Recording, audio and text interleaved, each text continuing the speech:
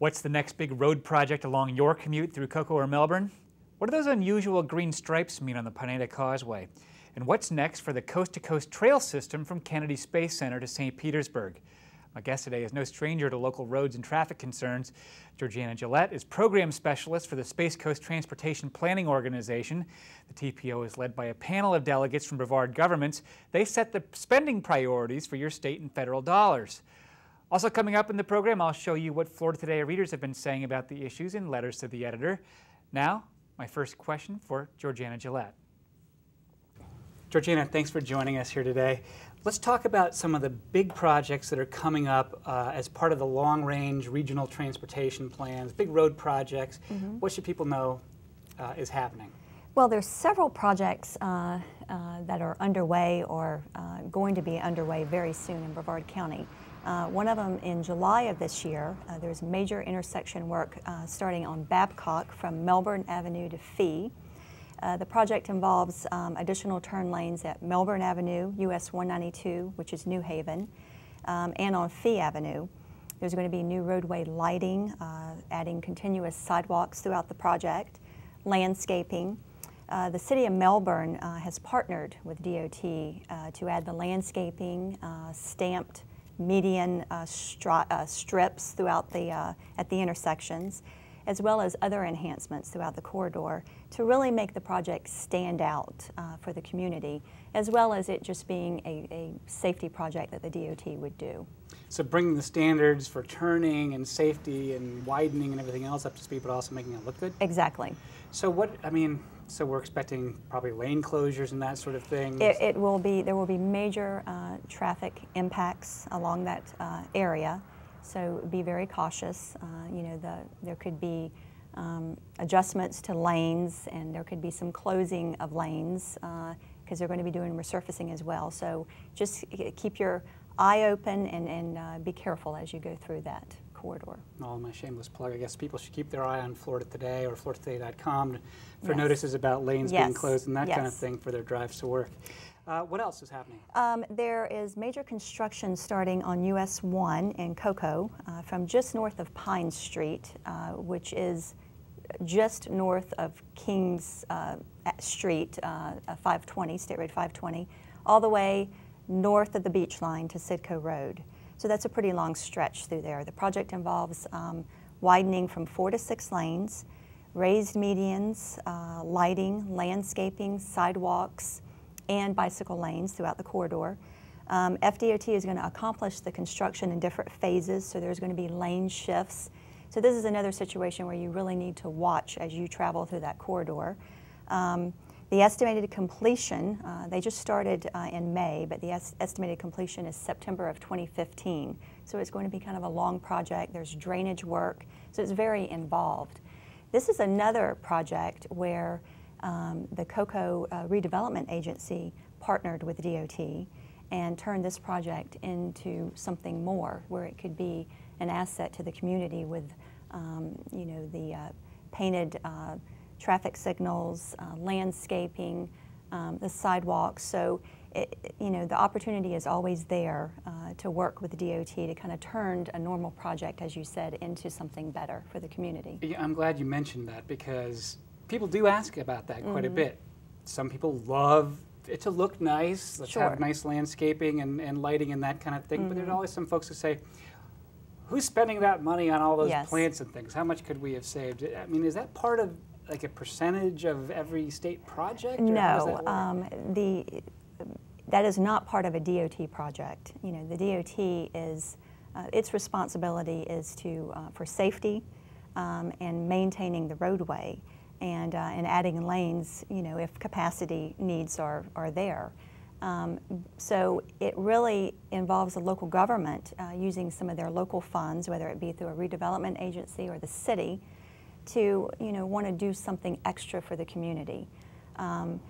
The city can apply for landscaping funding through DOT through a grant, and they will provide the funding, but then again the city will have to maintain the irrigation and the landscaping, so they still have a responsibility and a cost to them to be able to do that. But I know it's important to a lot of these towns to have a signature look Yes. for their entryways and exits, and I guess that's how they do it. Better to get Yes. it done at once than Absolutely. go back and tear things up when it's too late. Absolutely. There's one other project I know a lot of other people are thinking about, and that's I-95. We quoted you back in March saying that these projects on I-95 are getting done a lot sooner than we expected back maybe 5 or 6 years ago. What's up? Well, part of it had to do with the stimulus package that came through a few years back. We had a section of I-95 in Brevard County towards the southern part of Brevard County that was completely designed. And so it was construction ready, it was sitting on the shelf, but the DOT did not have enough money to actually fund the construction. So when stimulus came along, they were only funding construction-ready projects to try and get people working and stimulate the economy. And so it was a perfect project for Brevard County, and they went ahead and funded it for construction. It got completed several years earlier.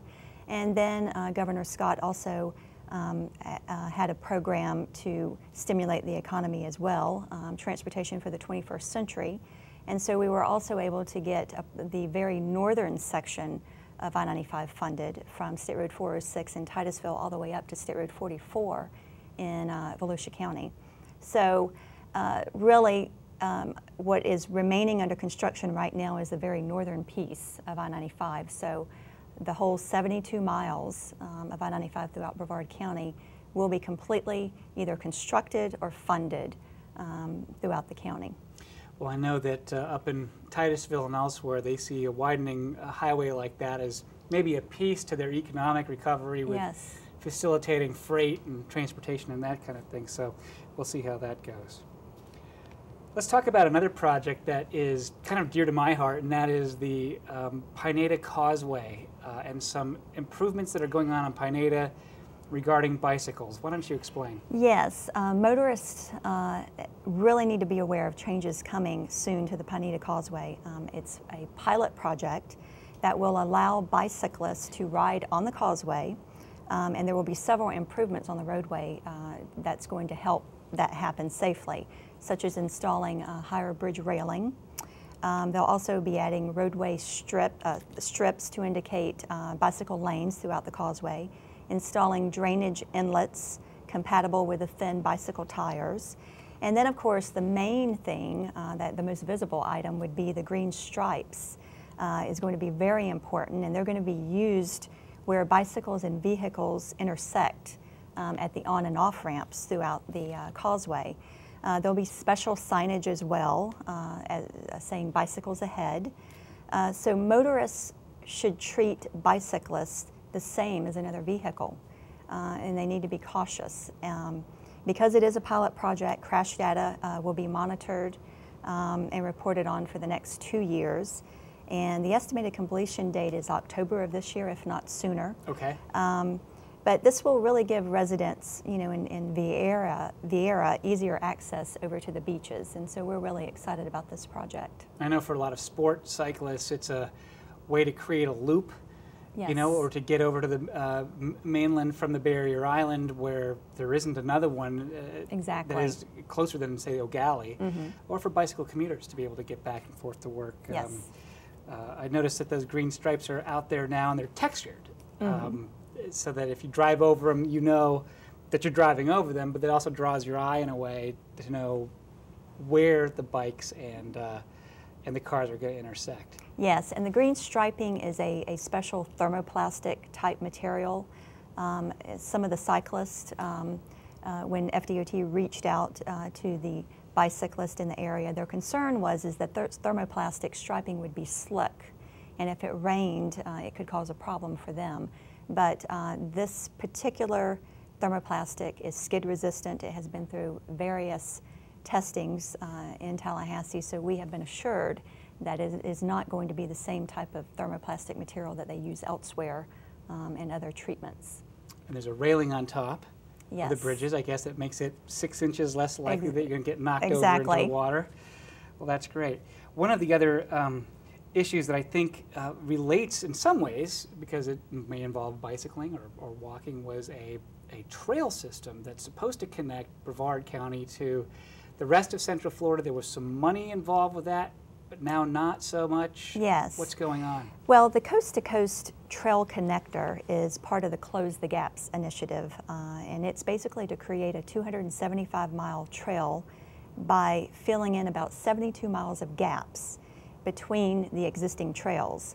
And this goes from Cape Canaveral National Seashore all the way to St. Petersburg. It's considered a super trail, and it would be the longest continuous path in the state, if not the country. The estimated cost of the trail connector to fill in those gaps was approximately $50 million. Governor Scott did veto the $50 million that would have come from the Transportation Trust Fund. The governor stated that the project really should be funded out of the regular DOT work program, where they fund the other, the normal transportation projects. Considering this information, we really need to ensure that all of the DOT districts that are along this trail system need to be on the same page from a funding perspective. And that the gaps, if the gaps are going to receive any funding and be completed in the near future, we need to make sure everyone understands this and that we all move towards that direction from a funding perspective. Help me draw in my mind a little bit where this route would go. Is it from Titusville through Sanford or that area? Yes. Or is it, I know there are old railroad lines that go through the Farmington property that's going to be developed eventually, but I don't know. Well, where could I go? From the east, it would start at the Kennedy Space Center. So you have that connection, and it would go up into Volusia County, and it would go through Seminole County, Lake, Sumter, a little piece of Sumter, Hernando, Pasco, Hillsborough, and it would finally end in Pinellas County in St. Petersburg. So it literally is from coast to coast, and it would be a huge asset for Florida to be able to have this connection. Paved, not paved? It will be paved. Okay, it would be so a paved therefore trail. the cost of Yes. it's a long way. Yes. We'll talk more about Space Coast roads and transportation news in just a moment. Now, here's a look at what readers have been telling us in letters to the editor. Carl Freitag of Melbourne has second thoughts about red light cameras at local intersections. Quote, "At first glance, red light traffic cameras sounded like a good idea. However, from the very beginning, I felt it would be vulnerable to corruption and turn into an income source rather than prevent accidents. Florida decided to allow local governments to shorten the duration of yellow lights below the federally recommended standard. Not only do we shorten the yellow lights, but we place them at the busiest intersections to increase income rather than the most dangerous intersections in order to save lives." Michael Lee of Indy Atlantic also was worried about red light cameras. He reacted to Melbourne City Manager Mike McNeese, who said he had never heard anyone in government propose traffic enforcement merely to raise ticket revenue. Says Lee, he has never driven through the small North Florida town of Waldo, located on State Road 301 near Gainesville, where more than a third of the town's revenue reportedly is from revenue from traffic tickets. If this isn't a revenue grab, I'd like to see the city's $75 share go entirely to homeless shelters and food banks. Tommy Sokola of Melbourne has concerned about repaving on US 1 through the city. He says, "I commend the city of Melbourne for repaving of US 1 mostly at night when traffic disruptions are minimized. I just keep wondering if and when the city intends to finish this project. Asphalt aprons surround every manhole cover, making for a very bumpy ride. That is unconscionable that inspectors and city management would allow the contractors to get away with such shoddy work, but I guess there is a bright side. The auto tire dealerships probably welcome the additional business they get from front-end alignments." Yes, it is a bumpy ride, Tommy, but Florida Today has learned there will be another layer of road surface applied soon, making for a smoother ride. Finally, another local issue, Mary Simokaitis of Melbourne writes, "Thumbs up to Florida Today for publishing the article, 'County to Join Lawsuit Over Prayer.' And congratulations to Brevard County Commission for supporting a New York town seeking to continue to allow prayer at the start of government meetings by standing up for the actions of our forefathers that they fought so diligently to maintain." Remember, you can comment on anything you see on this program or read in Florida Today by sending an email to letters@floridatoday.com. My tip for getting published, focus on Brevard issues and keep it to 200 words or less. Now, back to my interview on local roads and travel with Georgiana Gillette of the Space Coast Transportation Planning Organization. One of the other issues that relates to safety, I know, is this new law that has come down regarding texting while driving. Why transportation officials are probably taking a look at this and wondering how it's going to factor into what? Into safety records and crash data, or? Well, from the TPO's perspective, it's great that Florida passed the law to ban texting while driving, but it seems to be lacking some teeth in that it can only be applied as a secondary offense. Because of this, a driver can only be charged if he is pulled over for another infraction or causes an accident. With more than 3,000 teenagers killed each year in accidents caused by texting, it seems, this is a serious problem, and it needs to be addressed further in some sort of education aspect, or more stringent laws. But it definitely, we need to keep our eye on it, and I think it needs to be addressed further beyond this. Perhaps as a primary offense. I'm Possibly. imagining that if somebody was really driving very badly, weaving in and out because they weren't, they could be pulled over for careless driving and then text, but still, it's not the same. I know that when it came to seat belts, even with Click It or Ticket and those kinds of programs, that rate of seatbelt usage didn't quite go up what people thought it would until they made it a primary offense, and people were concerned about it. They paid attention. They paid attention. And then with each passing year, there'll be more people wearing seatbelts because they always did. Exactly. Booster seats, and now they're 20 years Exactly. old, and they're more conscious of their safety. I know you work with the TPO and you have been with transportation for a lot of years. What kind of comments do you hear about? When people call up and they've got a concern about their neighborhood road or issues, what do you hear? Well, the average citizen, when they travel on a roadway or they're walking on a bike path or a sidewalk, they don't differentiate the difference between a city street or a county road or a state road. And so we get a lot of calls wanting to possibly put in a sidewalk, maybe in a neighborhood or a residential area. There may be, potholes or road maintenance that needs to be done. And so, we kind of help the citizens understand, okay, who is responsible for the maintenance of this roadway. And what I would do is to kind of help point them in the right direction. If it's a DOT road, we have contacts there, and we also have contacts with the different municipalities. The TPO works very closely with all the municipalities in Brevard County, and we think that's a very important relationship, as well as DOT. So we're there to help and assist the citizens in any way we can. But that is a number. Are you a state organization? No. Independent district? How does that work? Well, we are an independent organization. We basically consist of various different elected officials. We have 19 members that serve on our board, all 5 of the county commissioners, as well as elected officials that represent different municipalities. And we are responsible or tasked with programming or selecting project priorities for Brevard County. And we do that in consultation with FDOT and our elected officials. And of course, we have data that backs that up, technical data.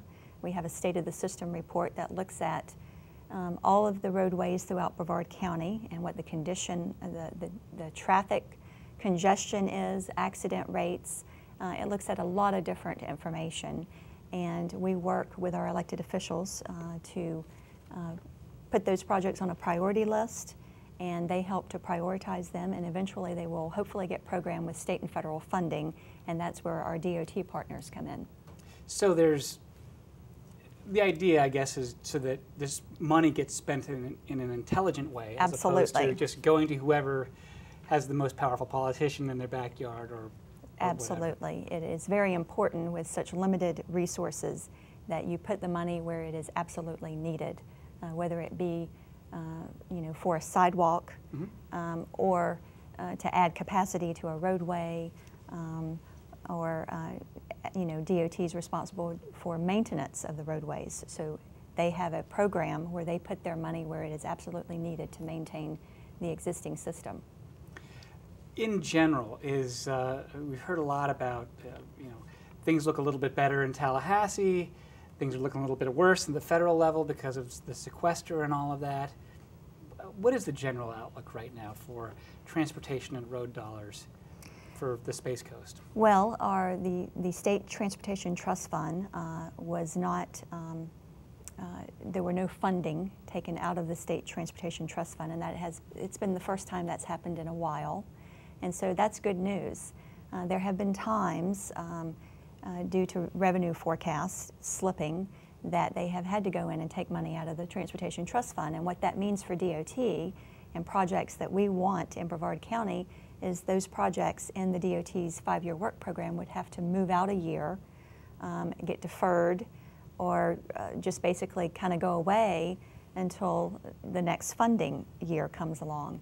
And so I think that's good news for Brevard County. We're not going to lose any projects that we already have in the DOT work program. What kind of money goes into the trust fund? Is it gas taxes, or is it license plate fees, or? Yes, predominantly it comes from gas tax, yes. Okay. What are some of the big trouble spots in Brevard County? I mean, in your line of work, there must be 2 or 3 places that everybody knows these are the big problem places, and they need to be addressed in terms of accidents, traffic, congestion, that kind of thing. The intersection of US 1 and O'Galley was a intersection that did show up as one of the #1 crash locations on our State of the System report for several years. And that area, the DOT has looked at that area and has done a study on it, and they're looking to see what kind of things improvements can be done to address that. And the TPO and the DOT constantly looks at areas throughout Brevard County to kind of look and see what areas are coming up for crashes. And that gives us an opportunity to look at it and make any improvements that need to be made as quickly as possible. Any others? US 1 and 520? I know they're going to do a lot of work there, but that seems like a pretty heavily traveled area too. Yes, I do not know what the crash rate is there, but okay. Yes, they have done a lot of work at that area. The other thing that I know we won't have time to go into a lot of depth on this, but it seems like one of the major efforts that's been made in Brevard County is this synchronization of stoplights. Mm-hmm. Are we in the middle of that, at the beginning of that? Is it, in general, what have we seen with that so far? Well, it is a project that the TPO has worked very closely with Brevard County on, and the TPO has made an investment financially into the advanced traffic management system. And basically, it's a program where the different traffic signals you install fiber optic cable where the different traffic signals can basically speak to each other. And so a lot of us have sat at a light and all looked at each other on all 4 corners and no one's moving. Well, this will kind of help the flow of traffic, and when it helps everything flow. It saves money. It's less time sitting at a red light, burning gas, and so it's a big bang for the buck. Instead of adding more capacity to the roadway, this is a project that will just be more intelligent, and the signals can really kind of help traffic flow so much better. And there are various locations throughout Brevard County that the fiber optic cable is being installed as we speak, and the project is moving forward and should be up and running very shortly, at least within the month.